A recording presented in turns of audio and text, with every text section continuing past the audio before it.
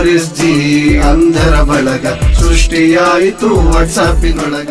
RSGE Responsible State Government Visually Impaired Employees. The Information Hub. We are delighted to present you ಸ್ನೇಹಿತರೆ, ಮಾಹಿತಿ ಮೂಲಕ ಸಬಲೀಕರಣ. ಅಂಧರ ಕಣ್ಣಾಗಬಲ್ಲದು ತಂತ್ರಜ್ಞಾನ. ನೀವಿನ್ನು ನಮ್ಮ ಚಾನಲ್ಗೆ ಸಬ್ಸ್ಕ್ರೈಬ್ ಆಗದಿದ್ದಲ್ಲಿ ಈಗಲೇ ಸಬ್ಸ್ಕ್ರೈಬ್ ಆಗಿ ಹಾಗೂ ನಮ್ಮ ಮುಂದಿನ ಎಲ್ಲ ವಿಡಿಯೋಗಳನ್ನು ನೇರವಾಗಿ ನಿಮ್ಮ ಇಮೇಲ್ಗೆ ಪಡೆಯಿರಿ. ಲೈಕ್ ಮಾಡಿ, ಶೇರ್ ಮಾಡಿ, ಕಮೆಂಟ್ ಮಾಡಿ. ನಮಸ್ಕಾರ. ಅಂಗವಿಕಲ ವ್ಯಕ್ತಿಗಳ ಹಕ್ಕುಗಳ ಅಧಿನಿಯಮ 2016 ಕುರಿತಾದ ಸರಣಿ.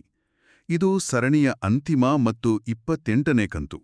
ಇದನ್ನು ನಿಮಗೆ RSGE ಅಂದ್ರೆ ಜವಾಬ್ದಾರಿಯುತ ರಾಜ್ಯ ಸರ್ಕಾರಿ ನೌಕರರ ಬಳಗ ಅರ್ಪಿಸುತ್ತಿದೆ. ನಮ್ಮ ಧ್ಯೇಯ ಮಾಹಿತಿಯ ಮೂಲಕ ಸಬಲೀಕರಣ. ಅಂಗವಿಕಲ ವ್ಯಕ್ತಿಗಳ ಹಕ್ಕುಗಳ ಅಧಿನಿಯಮ 2016 ಬಗ್ಗೆ ನಮ್ಮ ಈ ಸುದೀರ್ಘ ಪಯಣದ ಕೊನೆಯ ನಿಲ್ದಾಣಕ್ಕೆ ಎಲ್ಲರಿಗೂ ಸ್ವಾಗತ. ನಾವು ಕಳೆದ 27 ಕಂತುಗಳಲ್ಲಿ ಈ ಕಾಯ್ದೆಯ ಪ್ರತಿಯೊಂದು ಅಂಶವನ್ನು ನೋಡಿದ್ದೇವೆ. ಹಕ್ಕುಗಳು, ಅವಕಾಶಗಳು, ಹೀಗೆ. ಆದ್ರೆ ನನ್ನ ಮನಸ್ಸಲ್ಲಿ ಕೆಲವು ಪ್ರಶ್ನೆಗಳು ಇನ್ನೂ ಉಳಿದಿದೆ. ಯಾವ ರೀತಿ ಪ್ರಶ್ನೆಗಳು? ನೋಡಿ, ಒಂದು ಹೊಸ ಪವರ್ಫುಲ್ ಕಾನೂನು ಬರುತ್ತೆ, ಸರಿ. ಹಾಗಾದ್ರೆ ಅದಕ್ಕೂ ಮುಂಚೆ ಇದ್ದ ಹಳೆಯ ಕಾನೂನಿನಡಿಯಲ್ಲಿ ಸಿಕ್ಕಿದ್ದ ಹಕ್ಕುಗಳ ಕತೆ ಏನು? ಒಳ್ಳೆ ಪ್ರಶ್ನೆ. ಇನ್ನೊಂದು, ಈ ಹೊಸ ಕಾನೂನನ್ನು ಜಾರಿಗೆ ತರುವಾಗ ಏನಾದ್ರೂ ಸಮಸ್ಯೆಗಳು ಬಂದ್ರೆ ಅದನ್ನ ಸರಿಪಡಿಸೋಕೇನಾದ್ರೂ ದಾರಿ ಇದೆಯಾ? ಹೌದು ಹೌದು. ಮತ್ತು ಮುಖ್ಯವಾಗಿ ದೆಹಲಿಯಲ್ಲಿ ಸಂಸತ್ ಒಂದು ಕಾನೂನು ಮಾಡುತ್ತೆ. ಅದು ಕರ್ನಾಟಕದ ಒಂದು ಸಣ್ಣ ಹಳ್ಳಿಯಲ್ಲಿರುವ ವ್ಯಕ್ತಿಗೆ ನಿಜವಾಗಿಯೂ ತಲುಪೋದು ಹೇಗೆ? ತುಂಬಾ ಮುಖ್ಯವಾದ ಪ್ರಶ್ನೆಗಳಿವು. ಇವು ಕೇವಲ ಕಾನೂನು ವಿದ್ಯಾರ್ಥಿಗಳ ಪ್ರಶ್ನೆಗಳಲ್ಲ, ಪ್ರತಿಯೊಬ್ಬ ನಾಗರಿಕನೂ ಕೇಳಬೇಕಾದ ಪ್ರಶ್ನೆಗಳು. ಹೌದು. ನಾವು ಇಷ್ಟು ದಿನ ಈ ಕಾಯ್ದೆಯ ಮುಖಪುಟವನ್ನು ನೋಡಿದ ಹಾಗೆ ಇವತ್ತು ಅದರ ಇಂಜಿನ್ ರೂಮ್ ಒಳಗೆ ಹೋಗೋಣ. ಇಂಜಿನ್ ರೂಮ್, ಅದ್ಭುತ ಹೋಲಿಕೆ. ಹೌದು. ಅಂದ್ರೆ ಈ ಕಾನೂನು ಅನ್ನೋ ಹಡಗನ್ನು ಮುಂದೆ ತಳ್ಳುಮ ತೆರೆಮರೆಯಲ್ಲಿ ಕೆಲಸ ಮಾಡುವ ಸೆಕ್ಷನ್ಗಳಾದ 96ರಿಂದ 102ರ ಬಗ್ಗೆ ಮಾತಾಡೋಣ. ಸರಿ. ಇವು ಅಷ್ಟೇನು ಗ್ಲಾಮರಸ್ ಅಲ್ಲದಿದ್ರೂ ಇವುಗಳೇ ಅಡಿಪಾಯ ಅಂದಹಾಗೆ. ಖಂಡಿತ. ಇವುಗಳಿಲ್ಲದೆ ಕಾನೂನು ಬರೀ ಕಾಗದದ ಮೇಲಿನ ಅಕ್ಷರ ಅಷ್ಟೇ. ಹಾಗಾದ್ರೆ ಈ ಇಂಜಿನ್ ರೂಮ್ನ ನಮ್ಮ ಪ್ರವಾಸ ಶುರು ಮಾಡೋಣ. ಯಾವುದೇ ಯಂತ್ರಕ್ಕೆ ಮೊದಲು ಸೇಫ್ಟಿ ಬೇಕು, ಅಂದ್ರೆ ಸೇಫ್ಟಿ ವಾಲ್ವ್ಗಳು. ಈ ಕಾಯ್ದೆಯಲ್ಲಿ ಆ ಥರದ ವ್ಯವಸ್ಥೆ ಇದೆಯಾ? ಖಂಡಿತ ಇದೆ. ಅದೇ ಸೆಕ್ಷನ್ 96 ಮತ್ತು 97. ಮೊದಲು ಸೆಕ್ಷನ್ 96 ಇತರೆ ಕಾನೂನುಗಳ ಅನ್ವಯಕ್ಕೆ ಅಡ್ಡಿ ಇಲ್ಲ ಅಂತ ಹೇಳುತ್ತೆ.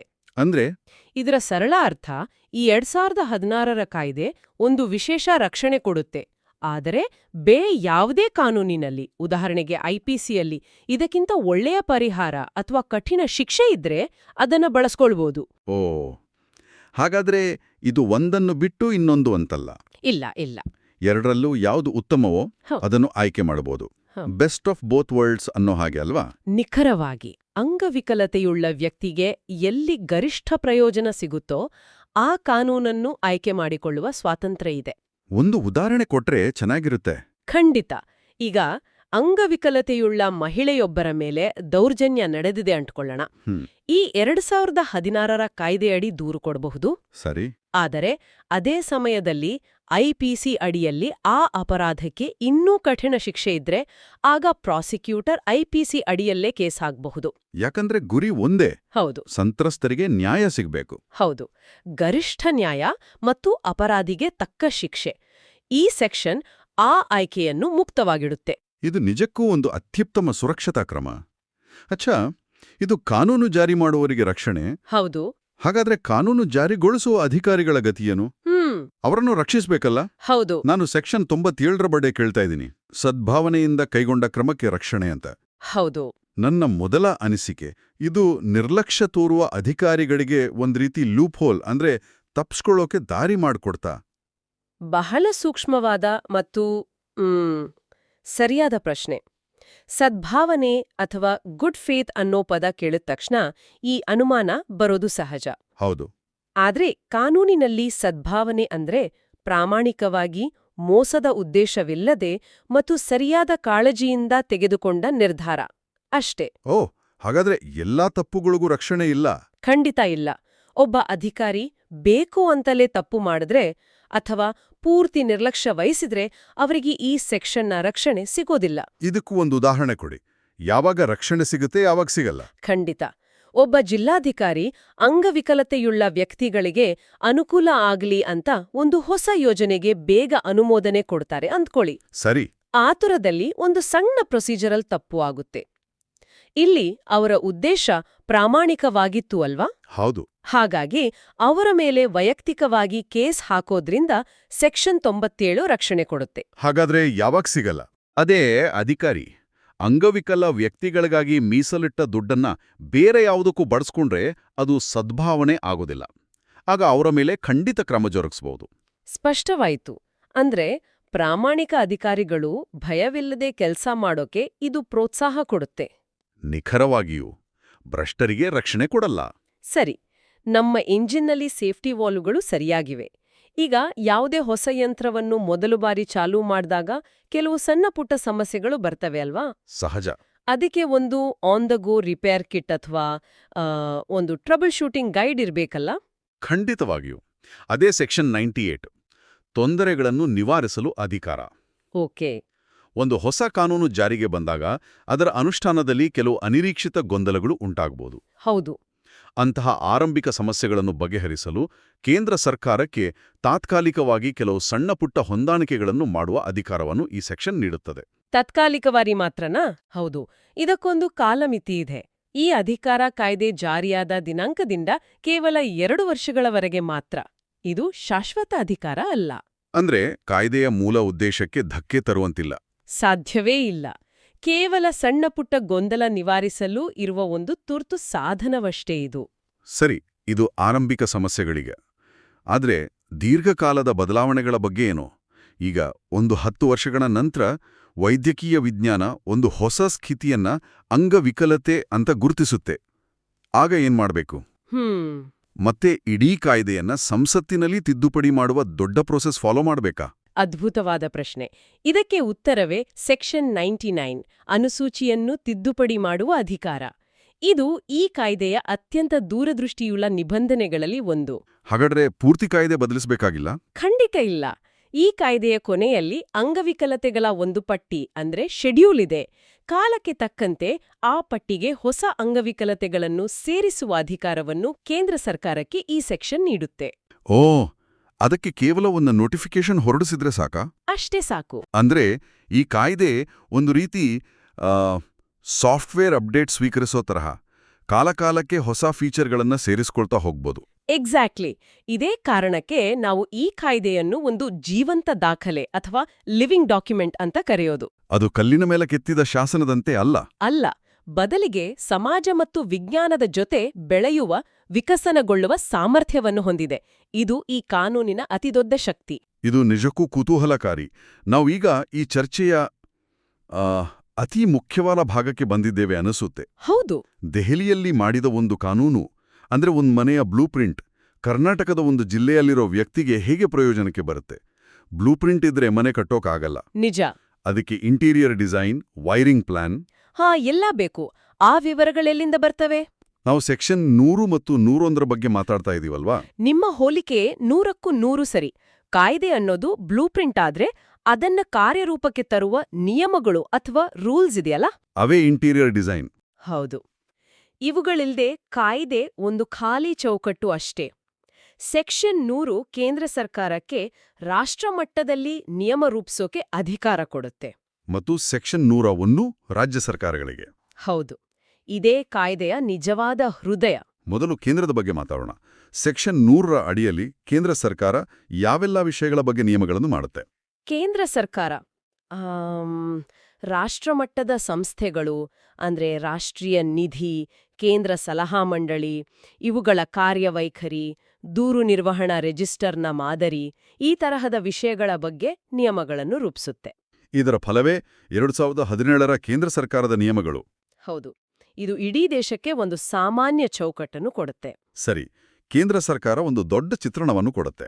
ಆದರೆ ನಿಜವಾದ ಕೆಲಸ ಆಗೋದು ರಾಜ್ಯ ಮತ್ತು ಜಿಲ್ಲಾ ಮಟ್ಟದಲ್ಲಿ ಅಲ್ವಾ? ಇಲ್ಲಿ ಸೆಕ್ಷನ್ 101ರ ಪಾತ್ರವೇನು?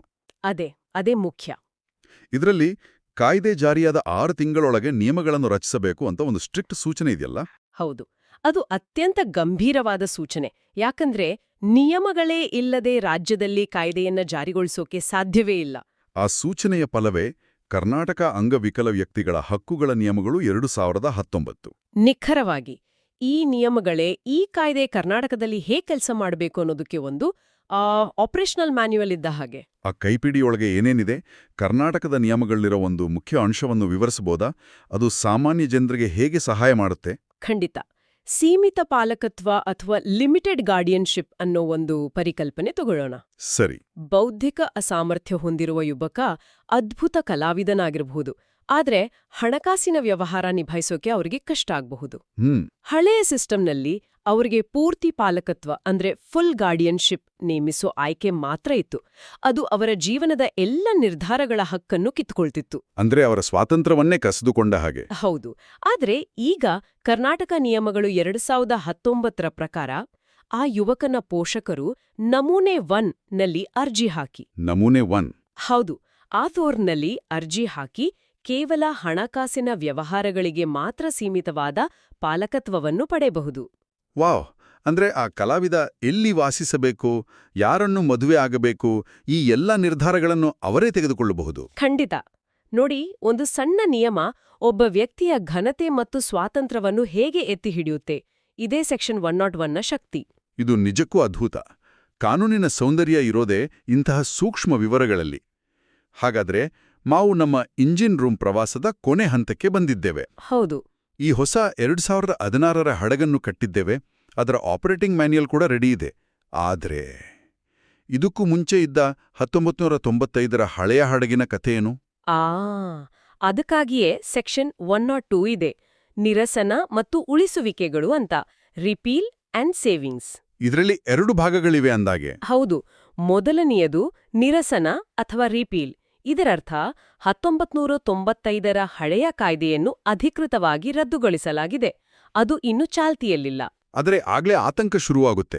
ಹಳೆ ಕಾಯ್ದೆಯಡಿ ಪಡೆದ ಸರ್ಟಿಫಿಕೇಟ್, ಸೌಲಭ್ಯಗಳು ಎಲ್ಲವೂ ರದ್ದಾಗುತ್ತಾ? ಇಲ್ಲ, ಖಂಡಿತ ಇಲ್ಲ. ಎಲ್ಲವನ್ನೂ ಹೊಸದಾಗಿ ಮಾಡಿಸ್ಬೇಕಾ? ಖಂಡಿತ ಇಲ್ಲ. ಅದಕ್ಕಾಗಿಯೇ 2ನೇ ಭಾಗ, ಉಳಿಸುವಿಕೆಗಳು ಅಥವಾ ಸೇವಿಂಗ್ಸ್ ಕ್ಲಾಸ್ ಇದೆ. ಓಕೆ. ಇದು ಹಳೆ ಹಡಗಿನಿಂದ ಹೊಸ ಹಡಗಿಗೆ ಪ್ರಯಾಣಿಕರನ್ನು ಸೇಫ್ ಆಗಿ ವರ್ಗಾಯಿಸುವ ಒಂದು ಗ್ಯಾಂಗ್ವೇ ಇದ್ದಾಗೆ. ವಾವ್! ಇದರ ಪ್ರಕಾರ 1995ರ ಕಾಯ್ದೆಯಡಿ ನೀಡಲಾದ ಯಾವುದೇ ಪ್ರಮಾಣಪತ್ರ, ಕೈಗೊಂಡ ಯಾವುದೇ ಕ್ರಮ, ಇವೆಲ್ಲವೂ ಈ ಹೊಸ 2016ರ ಕಾಯ್ದೆಯ ಅಡಿಯಲ್ಲೇ ಮಾಡಲಾಗಿದೆ ಅಂತಾನೆ ಪರಿಗಣಿಸಲಾಗುತ್ತೆ. ಓಹ್, ಅಂದ್ರೆ ಜನರಿಗೆ ನಿರಂತರತೆ ಸಿಗುತ್ತೆ, ಯಾರ ಹಕ್ಕುಗಳು ಹೋಗೋದಿಲ್ಲ. 2010ರಲ್ಲಿ ಪಡೆದ ನಿಮ್ಮ ಪ್ರಮಾಣಪತ್ರ ಅದರ ಅವಧಿ ಮುಗಿಯೋವರೆಗೂ ಪೂರ್ತಿಯಾಗಿ ಮಾನ್ಯವಾಗಿರುತ್ತೆ. ಅದ್ಭುತ. ಇದು ಒಂದು ವ್ಯವಸ್ಥಿತ ಮತ್ತು ಮಾನವೀಯ ಪರಿವರ್ತನೆ. ಇಡೀ ಇಂಜಿನ್ ರೂಮ್ನ ಪ್ರವಾಸ ಬಹಳ ಜ್ಞಾನದಾಯಕವಾಗಿತ್ತು. ಹೌದು. ನಾವು ಹೊರಡೋ ಮುನ್ನ ನಾವು ಎಷ್ಟು ಗಮನವಿಟ್ಟು ಕೇಳಿದೇವೆ ಅಂತ ಪರೀಕ್ಷಿಸೋಕೆ ಒಂದು ಸಣ್ಣ ಪಾಪ್ ಕ್ವಿಜ್ ಮಾಡಿದ್ರೆ ಹೇಗಿರುತ್ತೆ? ಖಂಡಿತ, ನಾನು ರೆಡಿ. ಸರಿ. ನರುನ ಮೊದಲ ಪ್ರಶ್ನೆ ನಿಮ್ಗೆ. ಅಂಗವಿಕಲ ವ್ಯಕ್ತಿಗಳ ಹಕ್ಕುಗಳ ಅಧಿನಿಯಮ 2016ರ ಪ್ರಕಾರ ರಾಜ್ಯ ಸರ್ಕಾರಗಳು ತಮ್ಮ ರಾಜ್ಯಕ್ಕೆ ಬೇಕಾದ ನಿಯಮಗಳನ್ನು ರಚಿಸಲು ಕಾನೂನಿನಲ್ಲಿ ಕೊಟ್ಟಿರೋ ಕಾಲಾವಧಿ ಎಷ್ಟು? ಆಪ್ಷನ್ಸ್. ಓ ಸರಿ. ಎ 1 ವರ್ಷ, ಬಿ 6 ತಿಂಗಳು, ಸಿ ಯಾವುದೇ ಕಾಲಮಿತಿ ಇಲ್ಲ. ಇದು ಬಹಳ ಮುಖ್ಯವಾದ ಅಂಶ. ಉತ್ತರ ಬಿ 6 ತಿಂಗಳು. ಸೆಕ್ಷನ್ 101ರಲ್ಲಿ ಇದನ್ನ ಸ್ಪಷ್ಟವಾಗಿ ಮತ್ತು ಕಟ್ಟುನಿಟ್ಟಾಗಿ ಹೇಳಿದ್ದಾರೆ. ಸರಿ. ಈಗ ನನ್ನ ಸರದಿ. 2016ರ ಕಾಯ್ದೆ 1995ರ ಕಾಯ್ದೆಯನ್ನು ರದ್ದುಗೊಳಿಸಿದ್ರೂ 1995ರ ಕಾಯ್ದೆಯಡಿ ನೀಡಿದ ಅಂಗವಿಕಲತೆಯ ಪ್ರಮಾಣಪತ್ರದ ಗತಿ ಏನು? ಆಪ್ಷನ್ಸ್. ಎ ಅದು ತಕ್ಷಣ ಅಮಾನ್ಯವಾಗುತ್ತದೆ, ಬಿ ಅದನ್ನ ಹೊಸದಾಗಿ ಮಾಡಿಸಬೇಕು, ಸಿ ಅದರಲ್ಲಿ ನಮೂದಿಸಿರುವ ಅವಧಿಯವರೆಗೆ ಅದು ಸಂಪೂರ್ಣವಾಗಿ ಮಾನ್ಯವಾಗಿರುತ್ತದೆ. ಇದಕ್ಕೆ ಉತ್ತರ ಸಿ. ಇದಕ್ಕೆ ಕಾರಣ ಸೆಕ್ಷನ್ 102ರಲ್ಲಿರುವ ಅದ್ಭುತವಾದ ಉಳಿಸುವಿಕೆಗಳು ಅಥವಾ ಸೇವಿಂಗ್ಸ್ ಕ್ಲಾಸ್. ಯಾರ ಹಕ್ಕುಗಳು ಮೊಟಕಾಗಬಾರದು ಅನ್ನೋದೇ ಇದರ ಉದ್ದೇಶ. ಸರಿಯಾದ ಉತ್ತರ. ಹಾಗಾದ್ರೆ ಇಂದಿನ ನಮ್ಮ ಚರ್ಚೆಯ ಸಾರಾಂಶವನ್ನು ಹೀಗೆ ಹೇಳಬಹುದು. ಕಾಯ್ದೆ ಎಂಬುದು ಕೇವಲ ಕಾಗದದ ಮೇಲಿನ ಭರವಸೆ. ಆ ಭರವಸೆ ನಿಜವಾಗುವುದು ರಾಜ್ಯ ಸರ್ಕಾರಗಳು ರಚಿಸುವ ನಿಯಮಗಳಿಂದ. ಹಾಗಾಗಿ ನಿಜವಾದ ಶಕ್ತಿ ಇರುವುದು ದೆಹಲಿಯ ಸಂಸತ್ತಿನಲ್ಲಿ ಮಾತ್ರವಲ್ಲ, ನಮ್ಮ ರಾಜ್ಯದ ರಾಜಧಾನಿಯಲ್ಲೂ ಇದೆ. ಅಲ್ಲಿಯೇ ಕಾನೂನಿಗೆ ಜೀವ ಬರುವುದು. ತುಂಬಾ ಚೆನ್ನಾಗಿ ಹೇಳಿದ್ರಿ. ಅಂಗವಿಕಲ ವ್ಯಕ್ತಿಗಳ ಹಕ್ಕುಗಳ ಅಧಿನಿಯಮ 2016ರ ಕುರಿತ ಈ 28 ಕಂತುಗಳ ಸರಣಿಯನ್ನು ತಾಳ್ಮೆಯಿಂದ ಕೇಳಿದ ನಿಮ್ಮೆಲ್ಲರಿಗೂ RSGA ಬಳಗದ ನಿರ್ವಾಹಕ ತಂಡದ ಪರವಾಗಿ ಹೃತ್ಪೂರ್ವಕ ಧನ್ಯವಾದಗಳು. ಈ ಸುದೀರ್ಘ ಪಯಣದಲ್ಲಿ ನಮ್ಮ ಜೊತೆಗಿದ್ದಕ್ಕಾಗಿ ನಾವು ಆಭಾರಿಯಾಗಿದ್ದೇವೆ. ನಿಮ್ಮ ಆಸಕ್ತಿ ಮತ್ತು ಕಲಿಕೆಯ ಹಂಬಲವೇ ನಮಗೆ ಸ್ಫೂರ್ತಿ. ಅಂಗವಿಕಲತೆಯ ಬಗ್ಗೆ ಸಮುದಾಯದಲ್ಲಿ ಇನ್ನೂ ಹೆಚ್ಚಿನ ಅರಿವು ಮೂಡಿಸಲು ನಮ್ಮ ನಿರ್ವಾಹಕ ತಂಡ ಶೀಘ್ರದಲ್ಲಿ ಕೆಲವು ವಿಶೇಷ ಕಂತುಗಳನ್ನು ರಚಿಸಲು ಪ್ರಯತ್ನಿಸಲಿದೆ. ಅಲ್ಲಿಯವರೆಗೂ ನಮ್ಮ ಸಂಪರ್ಕದಲ್ಲಿರಿ. ಮತ್ತು ಕೊನೆಯದಾಗಿ, ದಯವಿಟ್ಟು ಮೂಲ ಕಾಯ್ದೆಯನ್ನು ಓದಲು ಮರೆಯಬೇಡಿ. ಈ ಜ್ಞಾನವನ್ನು ನಿಮ್ಮಲ್ಲೇ ಇಟ್ಟುಕೊಳ್ಳಬೇಡಿ. ಈ ಪ್ಲೇಪಟ್ಟಿಯನ್ನು ನಿಮ್ಮ ಸಮುದಾಯದ ಸದಸ್ಯರೊಂದಿಗೆ, ಸ್ನೇಹಿತರೊಂದಿಗೆ ಹಂಚಿಕೊಳ್ಳಿ. ಮಾಹಿತಿಯ ಮೂಲಕ ಸಬಲೀಕರಣ ನಮ್ಮೆಲ್ಲರ ಗುರಿಯಾಗಲಿ. ಎಲ್ಲರಿಗೂ ಧನ್ಯವಾದಗಳು. ಧನ್ಯವಾದಗಳು.